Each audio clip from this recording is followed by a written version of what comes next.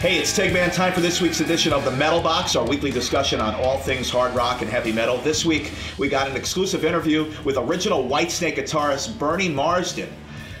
Played with David Coverdale and the boys in the early days of Whitesnake. Asked him about those early days, asked him what he's been up to these days, including a show he's got coming up. He's doing a one-off show in New York, Pawling, New York, at Daryl's house with local rocker Kristen Capolino out of the Woodstock, New York area. That's going to be on March 22nd. It's a special benefit show to help out fallen heroes and veterans. So also asked him if he thinks Whitesnake will ever be inducted into the Rock and Roll Hall of Fame. Check out the full interview right here. We got Bernie Marsden with us on the line, original guitarist for Whitesnake. And Bernie, so glad to have you with us. Good to chat with you. It's my pleasure. It's my pleasure. I'll tell you, going back to the early Whitesnake days, those early albums, the great heavy blues rock that you guys created together. We're talking David Coverdale on vocals, the rhythm section of you with Mickey Moody on guitars, Neil Murray on bass, and Ian Pace on drums. Just amazing stuff. Really didn't get much better than that. No, and you've left out the great John Lord. And John Lord, too. We can't forget John. No, I'll never forget John Lord. We could do a whole interview about that, but right? Something else. We'll schedule that for another time. How about that, Bernie? Okay. So what are you up to these days? I know you've had some offshoot bands. You had the Snakes for a while. You had Company of Snakes. Yeah, I've been working solo really about the last 10 years, really, maybe a little bit more. I'd like to work with different people and be a bit of a solo agent. You know what I mean? I can get to play with different people and do things like the reason why we're having a chat today. It doesn't confine you to one situation, Yeah, you are going to be appearing in New York at Daryl's house. That's the club owned by Daryl Hall. It's going to be in Pawling, New York, March 22nd. Now, this is pretty cool. You're hooking up here with a great guitar talent, Kristen Capolino, who's out of the Woodstock, New York area. And there's a special show, which what's the name of the show? And tell us what's going on here with this. It's called Mondial, and basically it's a collective that Kristen puts together with people she works with and who she knows. And I believe a lot of the funding goes towards the American veterans. Yes, it's actually for the Friends of Fallen Heroes New York, which helps out veterans and law enforcement personnel, which is a great cause.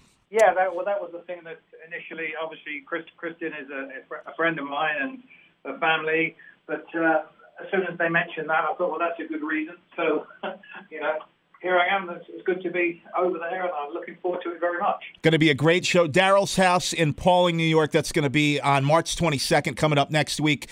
845-289-0185 if you want to get ticket info. Now, what are you going to be playing, Bernie? We're going to delve into the old Whitesnake catalog for some stuff? Yeah, we're going to do some of the songs. I mean, I guess that great American anthem, Here I Go Again, will be aired. Right.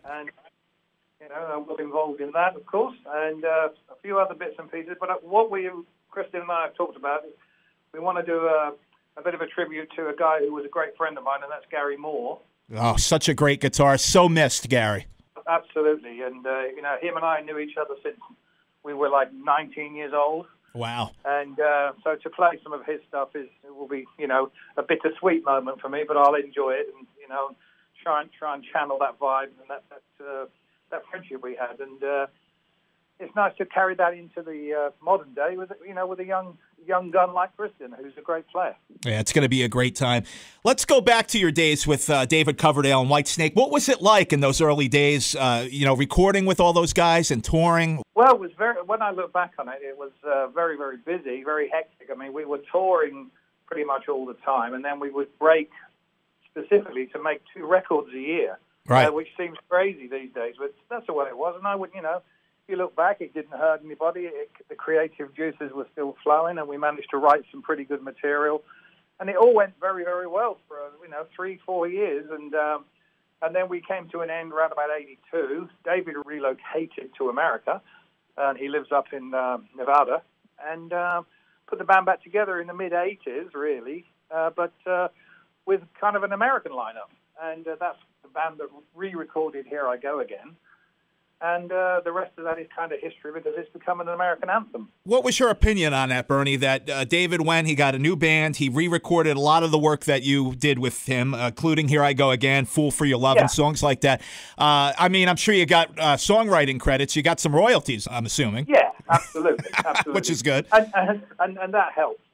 it was 4 or 5 years on between the two things, and I could there was no bitterness or anything, thinking like, oh man, that should be me. I don't kind of work like that, and I could listen to Whitesnake around about the '87 period and onwards, and to this day.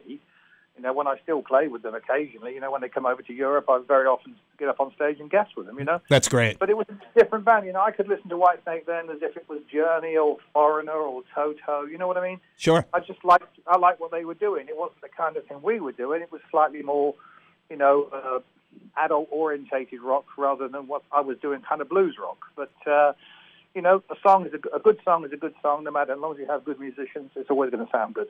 I got to ask you a question. A lot of stuff you read on the internet, not always true. So I figure I'll ask you if this rumor is true that's been out there. I'm sure you've been asked it before. Is it true, Bernie, that you turned down a gig with Paul McCartney and Wings to play guitar? I'll tell you, I have a book out, John, which should be out in America at some point, and the whole story is explained in there. But what happened was at the very beginning of Whitesnake, I was asked if I would be interested in working with Wings. Okay. And I had a meeting with Paul's management. And what happened was Paul was actually at his house in the States, and a week went by, and then another week went by, and it turned into like a month. And I had to ring the guys and say, look, is anything happening? Because it looks like I'm going to be forming a band with the guy from Deep Purple. Right. And so they said, well, Paul isn't back, and we had a rehearsal with what became Whitesnake, and the feeling was so good that I said, you know what, this is what I want to do. And I had to ring up those guys and say, well, look, thank you for considering me, to be a possible part of Paul's setup. But I have to tell you, I'm going to be making this new band with the guy from Deep Purple. So that really is the story. Well, and we're so glad you did make that band. No regrets, I'm assuming, Bernie, no? Yeah. I mean, and I still, they say you should never work with your heroes, but, that's another thing. I've seen Paul since, and, I got to play with Ringo and stuff like that. So everything's okay. I'm not looking back and saying, I wish I had done that. That definitely is not the case. Well, that's great to hear. And this book that you're going to be putting out, no time frame yet on when that could be out? Because that'll be an interesting read. Yeah, not at the moment. Well, it's been out over in Europe for about that's part of a year now, I suppose, about 10 months, and it's available from my website. But I will sort out a proper publisher in America at some point, because I do get a lot of interest about it. There's a lot of good stuff in there, band-wise, and being on the road, really, with a big band and going behind the scenes. That's kind of what it's like, really. And give that website out so people can check you out, see what you're up to, and maybe purchase the book. www.berniemarsden.com. Bernie, I'm curious to know your thoughts on the Rock and Roll Hall of Fame. Do you think Whitesnake will ever be inducted? Well, that would be nice. That would be an honor. I think, the work we put in and the work that's been done subsequently, is on a par with some of the people that have been inducted. And all I know is what happens every year on a yearly basis, how much Whitesnake gets played on the radio. And obviously the majority of that is Here I Go Again. And it's one of those songs that is in the psyche of people, and that seems to be what is one of the criteria for being mentioned in those kind of honourable things, But, sure. What happens is up to other people, not me. Well, Bernie, you're going to be playing at Daryl's house in Pawling. It's March 22nd. Is this a one-off show you're doing here in the States? It is. Christine and I, we met each other a few years ago through guitar companies and stuff, and she's a great player, and, I like her. She's a lovely person, and, I just thought it was, when she asked me to come over and be involved in this, I don't play that much in America, and it's nice to be there. Last time I was in New York, I think I played at Les Paul's Club, which was nice, and then I'm actually coming to the States again in May, but this will be the first off, it's the reason for the gig, which is more important to me at the moment than, the reasons for doing it have to be right. So that's why I'm coming over. All right, well, come on out and see the show. Kristen Capolino featuring Bernie Marsden, going to be performing some Whitesnake classics, also going to be doing a tribute to the great late Gary Moore, which is just going to be great to see. That's March 22nd, and Friends of Fallen Heroes. They've got some of the proceeds going to that, so a great cause. Bernie, pleasure to talk with you, and thank you, man. Looking forward to seeing the show. Going to be a lot of fun. I'm going to get some practice in this weekend because I'm playing with Joe Bonamassa for a couple of nights. Oh, and another great, talented guitarist right there. Where are those shows? In the UK? Those shows are in the UK, yeah. We're doing something which I can't. I'm doing something with him as well, but I can't really go into that. Ah, okay. Come on, I will let you know. You can't give me the scoop? It's a bit tight. I get in a lot of trouble, to be honest, I did. I understand. I'm going up to see him this weekend. Joe and I, we've been friends for way over 10 years now. And, he's one of the good guys, and he ain't a bad player. Well, have some great shows with him. Yeah, he's a hell of a player, and we look forward to seeing you in Pawling, New York, March 22nd. I'm looking forward to it.